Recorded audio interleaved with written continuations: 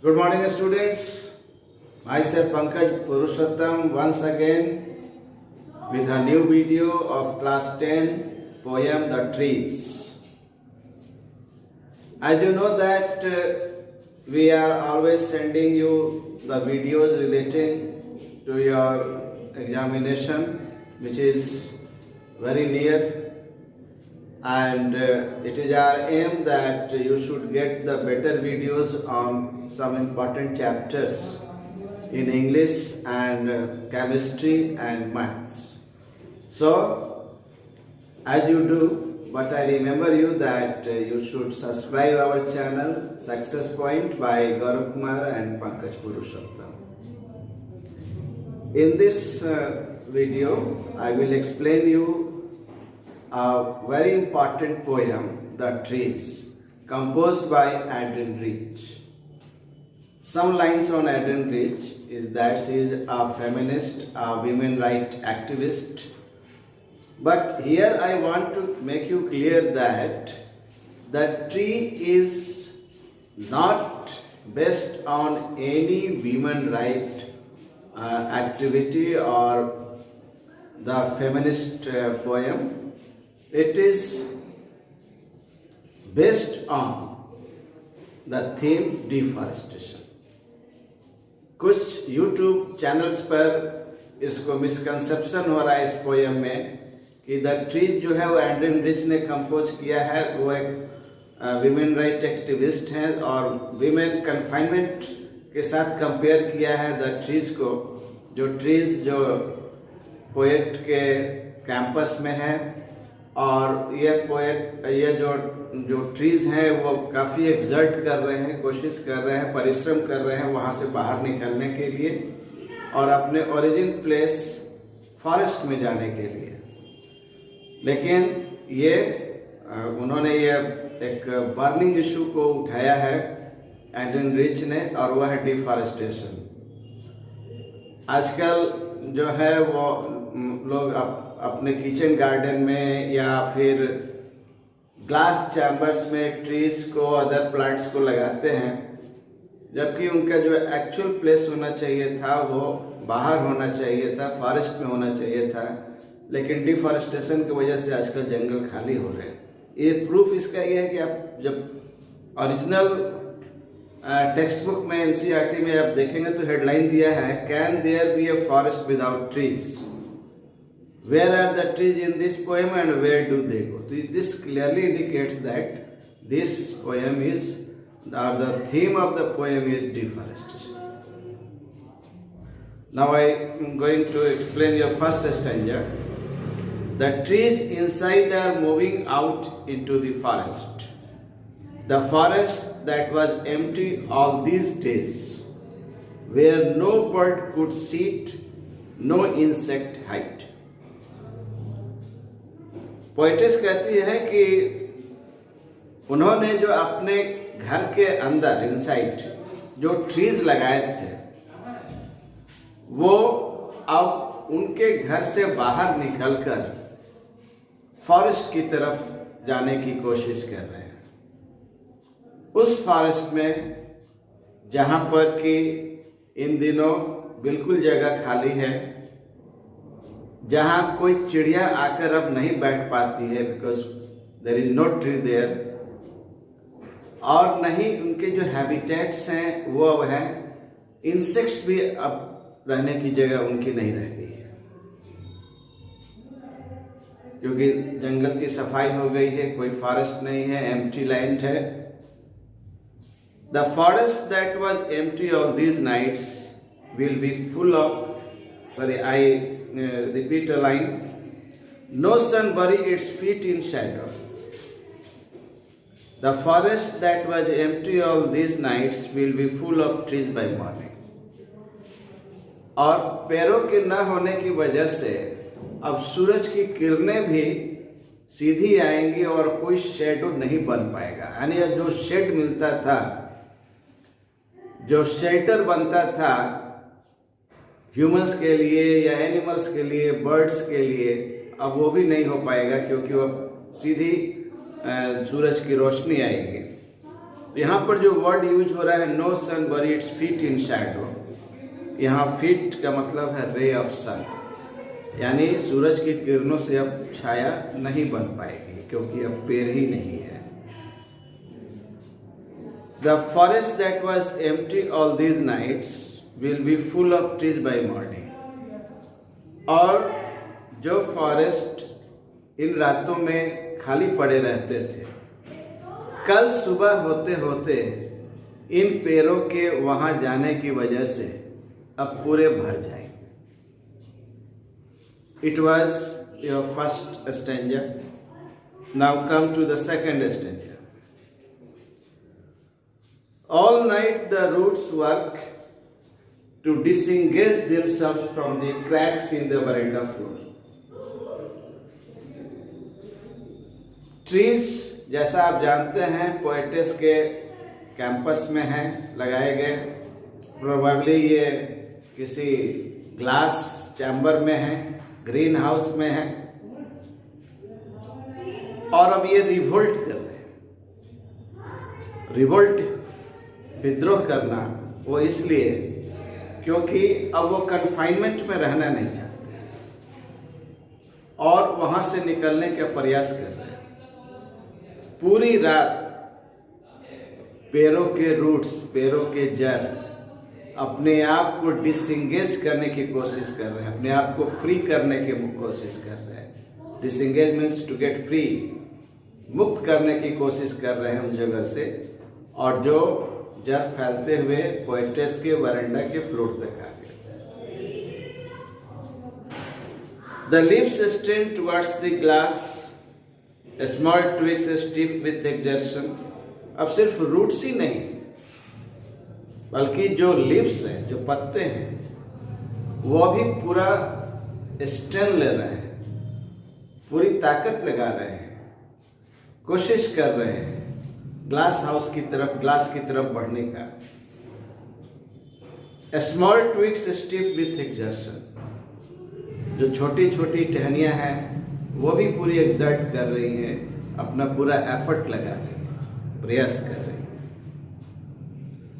Long cramp बफ्स shuffling under the roof like newly discharge patients, और लंबे लंबे जो पेड़ की टहनियां हैं जिनको बफ्स कहते हैं। There is difference between twigs and बफ्स।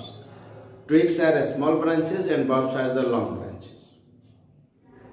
ये भी मूव कर रही है, शफल कर रही है उस ग्लास हाउस के छत के नीचे, वहां से बाहर निकलने के लिए।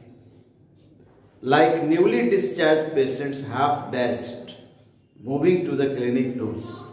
और पोएटिस ने इन पेड़ों को कंपेयर किया है उन पेशेंट्स का जिनका हॉस्पिटलाइजेशन हुआ है और वहाँ मेडिकेशन की वजह से वो हाफ डैश्ड है, जिनको अब डिस्चार्ज किया गया है, यानी अर्धचेतन अवस्था में है, और क्लिनिक से यानी उस ग्लास चैम्बर से बाहर निकलने का प्रयास कर रहे हैं। Now I come to the next stanza. I sit inside, doors open to the veranda, writing long letters. Poetess अपने घर के वरांडा पर उस रात बैठी हुई किसी को एक लंबा पत्र लिख रही है।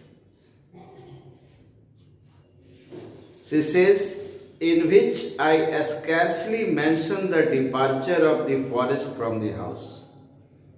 और उस पत्र में पेड़ों के इस रिवोल्ट का भी जिक्र कर रही है, और बड़े मुश्किल से अपने इमोशंस को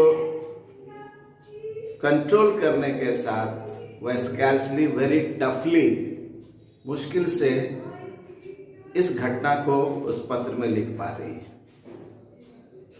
Scarcely means toughly. Of the forest from the house, जो ट्रीज उनके घर से बाहर निकलकर फॉरेस्ट की तरफ जाने की कोशिश कर रहे हैं। The night is fresh, The whole moon shines in a sky still open. और रात जो है वो बिल्कुल फ्रेश है, पूरा चांद है, कोई क्लाउड नहीं है, आकाश बिल्कुल खुला हुआ है. The smell of leaves and lichen still reaches like a voice into the rooms. लेकिन उन पत्तों की सुगंध और उन लीचन्स यानी जो माउंटेन फ्लावर्स हैं, उनकी सुगंध पोएट के कमरे में अभी भी फैली है. और यह स्मेल एक स्वर का काम कर रही है, एक वॉइस है जिसकी आवाज वो सुन पा रही है.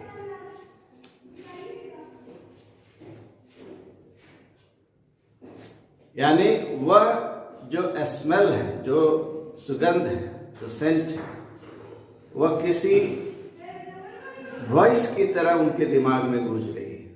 जो कभी पत्ते वहाँ हुआ करते थे, जो फ्लावर्स वहाँ पर हुआ करते थे. My head is full of whispers which tomorrow will be silent. और ये जो रसलिंग साउंड ऑफ लीव्स हैं, ब्रांचेज है, पेड़ों की जो सरसराहट की आवाज है, वो किसी विस्परिंग की भांति है, जैसे वो फुसफुसा रहे हो. यह आवाज उसके दिमाग में अभी भी गूंज रही है. विच टुमारो विल बी साइलेंट, जो शायद कल सुबह होते होते शांत हो जाए. पोएटेस आगे कहती है, listen the glass is breaking. वो कहती है, सुनो शीशे के टूटने की आवाज. द ग्लास इज ब्रेकिंग, शीशा टूट रहा है. The trees are stumbling forward into the night. अब ये पेड़ उस ग्लास हाउस को तोड़ करके बाहर उस रात में जाने का प्रयास कर रहे हैं. The trees are trying to move towards the forest in that night. Stumbling means struggling to move. Winds rush to meet them. हवाएं भी तेज चलने लगी हैं और वो जैसे दौड़ती हुई आकर उनको ग्रीट कर रही हैं, उनका वेलकम कर रही हैं, उनसे मिलने को पहुंचते हैं. पूरा का पूरा फॉरेस्ट पेड़ों से भर गया है. चांदनी रात है, फुल मून नाइट है, आकाश बिल्कुल क्लियर है, साफ है. लेकिन फिर भी पेड़ों के जंगल में पहुंचने की वजह से the moon is broken like a mirror. चांद किसी टूटे हुए शीशे की तरह उन पेड़ों के झुरमुट के पीछे से दिखाई देता है. It pieces flash now in the crown of the tallest oak. और वह जो चांद जो पेड़ों के तनों के झुरमुट के पीछे से दिखता है, जो किसी टुकड़े की भांति दिखता है, पीसेज ऑफ ग्लास की तरह नजर आता है, किसी आईने के टूटे हुए शीशे की तरह दिखता है. वहाँ के एक लंबे से पेड़ ओक के ऊपर किसी ताज की भांति, किसी क्राउन की भांति चमकता हुआ दिखाई देता है. तो ट्रीज अपने मिशन में सफल हो गए हैं. They have become successful to go out from the confinement of the poetess house and they have made the revolt that their place is not the glass chamber or the kitchen garden, but they should be planted in their original places like forest. तो इस note पर, इस theme पर एक poem समाप्त होते हैं और हमारे लिए एक मैसेज ये देती है कि पेड़ों को उनकी जगह पर रहने दो. उनका जो घर है वो हमारा किचन गार्डन, हमारा शो पीस नहीं है, डेकोरेशन नहीं है, कोई ग्रीन हाउस नहीं है, ग्लास चैम्बर नहीं है, बल्कि जंगल है जहाँ पर पेड़ों की बहुत सारी उपयोगिताएं हैं. और वो बाकी जो जीव हैं, जो बर्ड्स हैं, जो इंसेक्ट्स हैं, वो सब इससे मरहूम हो रहे हैं. तो उम्मीद है कि यह पोएम आपको समझ में आ गया होगा, क्लियर हुआ होगा। इसमें कुछ फिगर ऑफ स्पीचेस भी हैं जिस पर आपको ध्यान देना चाहिए। जैसे लास्ट लाइन में है इमेजरी है, the moon is broken like a mirror, it's pieces flash round the crown. ये 2 लाइन्स आर इमेजरी। अगर हम उसके फर्स्ट लाइन को अगर हम देखें, उसका फिगर ऑफ स्पीच करें, पोएटिक डिवाइस, तो the moon is broken like a mirror, ये सिमिली है। तो इस तरह से कुछ इसमें वर्ड्स भी हैं, जैसे पहले ही मैंने बताया, feet, sun of ray of sun, disengage to get free, और एक लाइन और, the lips strain towards the glass, यह भी फिगर ऑफ स्पीच इमेजरी है। Long cramp means confined, shuffling means to move, half dashed means half shocked, unhealthy, scarcely, toughly. और एक और line है, थर्ड स्टेंजा का last, the smell of lips and lichen, ये भी इमेजरी है। So students, I hope that the poem would be clear to you। और आप अपना कमेंट्स हमें भेजते रहिए। अगर कोई डाउट हो तो हम उसको फिर से क्लियर करेंगे। और the examination is around the corner. हमारी शुभकामनाएं आपके साथ हैं। और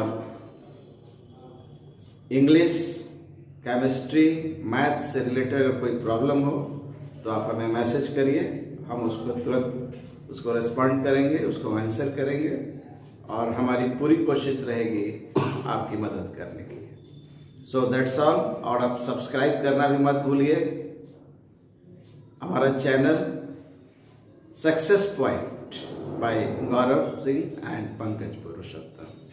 थैंक यू।